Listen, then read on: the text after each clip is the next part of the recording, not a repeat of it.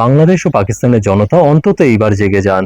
আপনাদের নেতা মোহাম্মদ ইউনূস আর শাহবাজ শরীফ যেই ট্রাম্পকে আপনাদের নতুন সুপার হিরো বলে আপনাদেরকে ভরসা দিচ্ছে যে এই আমেরিকার হাতে আপনারা দেশের মাটি ও দেশের ভবিষ্যৎ খুশি খুশি তুলে দিচ্ছেন, এই ভেবে যে আপনাদের নতুন বন্ধু, নতুন আশা, নতুন ভরসার জায়গা আমেরিকা, সেই আমেরিকাতেই 21শে জানুয়ারি 2026 থেকে আপনাদের সকলের ইমিগ্রেন্ট ভিসা বন্ধ, গ্রিন কার্ড পাবেন না।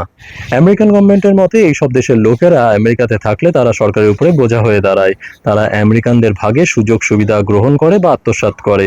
ভাবুন কতটা অপমানজনক কথা। তবে আপনাদের জন্য খুশির খবর এটাই যে আপনারা চাইলে আমেরিকাতে ঘুরতে যেতে পারবেন, পড়াশোনা করতে যেতে পারবেন, এমনকি ব্যবসার কাজেও যেতে পারবেন। তবে এটা সকল দেশের লোকেরাই পারে, কারণ এতে আমেরিকার ইনকাম হয়। ভারতের উপরে এরকম কোনো বিধিনিষেধ না থাকলেও ভারতের প্রতিবেশী দেশদের মধ্যে বাংলাদেশ, পাকিস্তান, আফগানিস্তান, এমনকি নেপাল আর ভুটানের নামও এই লিস্টে রয়েছে। টোটাল 75টি দেশের নাম এই তালিকায় রয়েছে, যাদের গ্রিন কার্ডের স্বপ্নই থেকে যাবে।